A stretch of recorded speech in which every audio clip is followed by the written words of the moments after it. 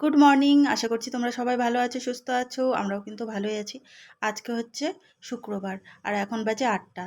আর এই যে এখানে ঠাকুরের ফুল দেবে বলে বাটিটা রেখে দিলাম, নয়তো আবার ডাকাডাকি করবে, যার জন্য আগে থেকে দিয়ে রাখি।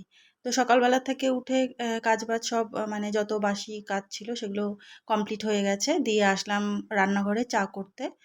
আর এখন চাটা বসিয়ে দিয়েছি আর এদিকে মেয়ের খাবারটাও রেডি করে নিয়েছি। তো চলো চাটা খেয়ে নিই, খেয়ে নিয়ে আবার রান্নার দিকে আসতে হবে।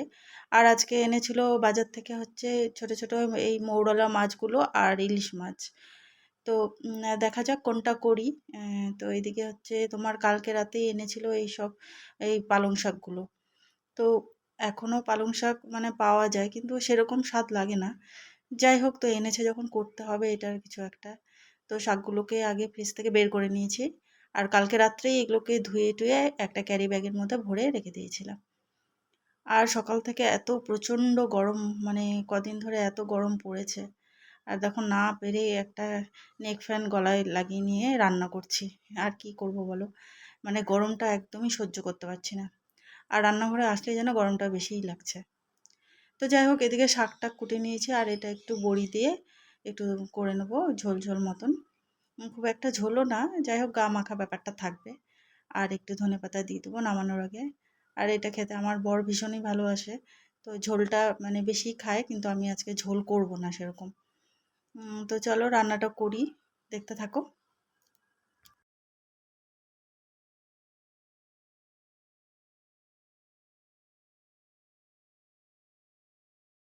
আর এরই মাঝে মেয়ে বলছে যে মা ফেস প্যাকটা লাগিয়ে দাও। আর ও কিছুই করবে না, সব কিছু আমাকে করে দিতে হবে। আর এই দেখো এই মুলতানি মাটির মধ্যে একটু গোলাপ জল দিয়ে একটা ফেস প্যাক রেডি করে নিলাম, দিয়ে ওর মুখে ভালো করে লাগিয়ে দিচ্ছি। আর যেটা আমি করব ওটা ওরও করা চাই। তো যাই হোক, মেয়ে যেহেতু করবেই, কিছু করার নেই। কিন্তু আমার সময়টাই হয় না যে ওকে লাগিয়ে দেবো। আর নিজে তো একদমই লাগাতে চাই না, আমি লাগিয়ে দিলে তবেই। তো এখনও স্নান করবে, তাই লাগিয়ে দিলাম। আর তারপরে এদিকে শাকটা তো বসিয়ে এসেছিলাম, ওই শাকটা হয়েও গেছে। তো এটা এবার ধনেপাতা দিয়ে নামিয়ে দেবো। তো শাকটা কমপ্লিট হয়ে গেছে, তারপরে আবার কড়াইটা বসিয়ে দিয়েছি। এখন ভাজবো হচ্ছে করলাটাও কুটে নিয়েছি। তো চলো করলাটাও ভেজে নিই।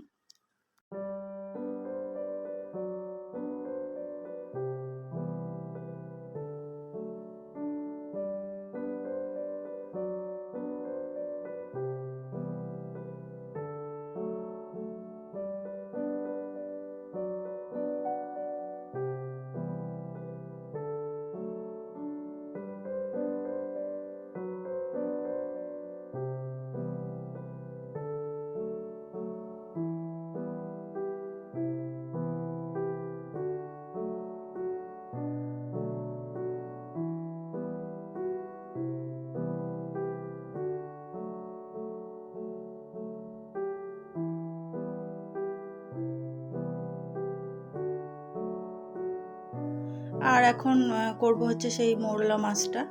তো তেল বসিয়ে দিয়েছিলাম আর মাছটা আগে অল্প করে ভেজে নিই, দিয়ে একটু সবজিতে মানে বেগুন দিয়ে পটল দিয়ে ধনেপাতা কাঁচা লঙ্কা টমেটো দিয়ে একটু পাতলা করে ঝোল করে নেবো। আর যা গরম পড়েছে এত রিচ খাবারও ভালো লাগছে না।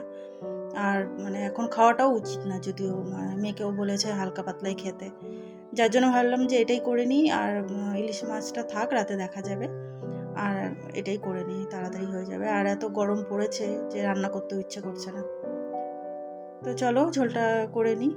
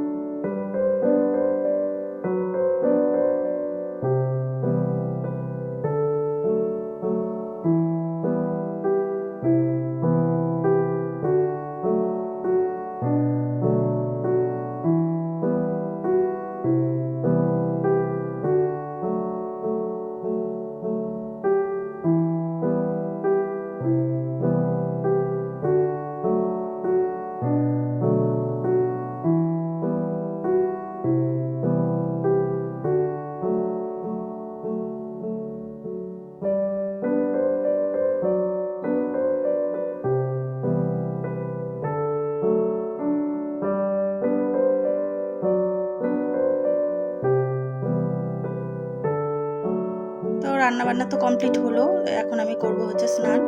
তো স্নানে যাওয়ার আগে একটু আমিও প্যাকটা লাগিয়ে নিলাম। আর মুখে প্রচণ্ড ট্যান পড়ে গেছে এই গরমে, জানি না কি করে এটা ক্লিয়ার হবে। তো দেখছি কি করা যায়। তারপরে খাওয়া দাওয়া করে বিকেলবেলাতে মেয়ে যাচ্ছে পড়তে।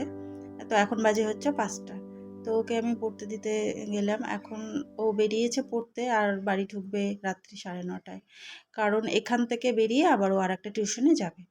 তো রাত্রিবেলা একেবারে 9:30টার দিকে আসবে, আর ওর বাবা নিয়ে চলে আসবে। আর এদিকে সন্ধ্যাবেলা তো ওর বাবাও এসেছে, আর চা করে দিয়েছি। আর এদিকে ভাবছিলাম একটু ইলিশ মাছ আছে যখন, ওগুলো কিছু তো একটা করতে হবে। তো চলো পাতুরিটাই ভাবলাম করে নিই। তো অনেকদিন মানে বর্ষাকাল যেহেতু, পাতুরি তো একদিন খেতেই হয়, তাই না? তো পাতুরিটা এবছর করাও হয়নি। তো সেজন্য পাতুরির জন্য সব কিছু অ্যারেঞ্জ করে নিয়েছি। তো মাছগুলোকে একটু নুন হলুদ মাখিয়ে নিচ্ছি। মাখিয়ে সাইডে রেখে দেবো। দিয়ে এবার যত মশলা টশলা আছে সেগুলো সব মাখিয়ে টাখিয়ে নিব।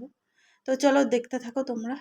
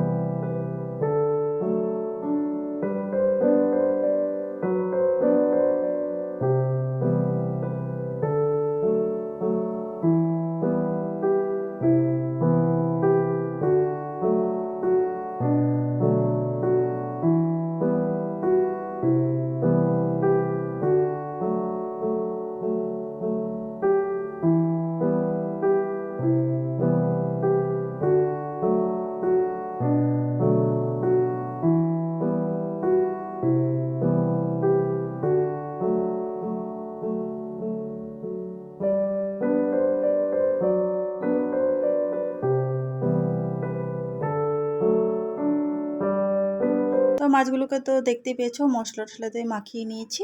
আর এদিকে কলা পাতা এনেছিল, সেগুলোকে একটু সেঁকে নিচ্ছি আগুনে। তো সেঁকে নিলে কি হয় যে পাতাটা ছেড়ে না সহজে, বেশ একটু নরম হয়ে যায়।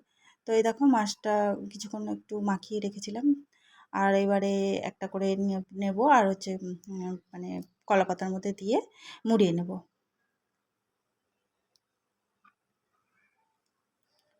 তো দেখো আমি কিভাবে করছি। তো আশা করছি তোমরাও এইভাবেই করো পাতুরিটা। আর পাতুরিটা খেতে কিন্তু ভালোই লাগে। আর মানে সবসময় ভালো লাগে না, বছরে একবার অন্তত তো করা চাই আর কি, মানে ভালোই লাগে।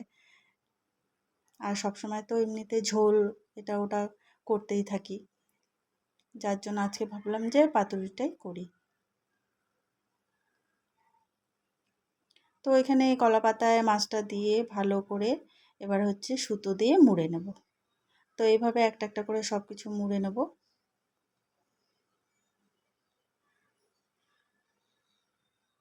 আর এদিকে মোড়ানো হয়ে গেছে, আর আমি হচ্ছে একটা প্যানের মধ্যে কিছুটা সর্ষের তেল দিয়ে দিয়েছি। আর এটা গরমও হয়ে গেছে, এবার একটা একটা করে পাতুরিগুলো ছেড়ে দেব। তো এবার পাতুরিগুলোকে ছেড়ে ঢাকা দিয়ে দেবো। তো এটা হতে থাকবে, একটু মিডিয়াম আঁচ করে দিয়েছি। আবার এটাকে ঢাকা দিয়ে ভালো করে হতে দেবো। তো কিছুক্ষণ পর একটু উল্টে পাল্টে দিচ্ছিলাম। আর এটা হয়ে এসেছে প্রায়, আর এক দিকটা হলেই হয়ে যাবে। তো পাতুরিটা অলমোস্ট হয়ে গেছে। তো এবার গ্যাসটা অফ করে দেবো। দিয়ে এবার হচ্ছে কিছুক্ষণ ঢাকা দিয়ে রেখে দেবো এভাবেই। তো সবার আগে মেয়েকে এদিকে ভাত দিয়েছি, আর ওকে আগে খাইয়ে দিই। তো ও পাতুরিটা খেতে ভালোই বাসে। আর তারপরে আমরাও খেয়ে নিয়েছিলাম। তো খেতে কিন্তু বেশ ভালোই হয়েছিল, দুর্দান্ত হয়েছিল। তো খাওয়া দাওয়ার পরে দেখছি বৃষ্টি নেমে গেছে, তো আমি একটু বাইরে বেরোলাম। আর খুব সুন্দর ঠান্ডা হাওয়া, আর একটা বৃষ্টি ঠান্ডা ঠান্ডা দারুণ লাগছিল। তো ব্লগটাও আজকে এখানেই শেষ করছি। তো ভালো লাগলে একটা লাইক করো, সাবস্ক্রাইব করো। গুড নাইট, সবাই ভালো থেকো। টাটা।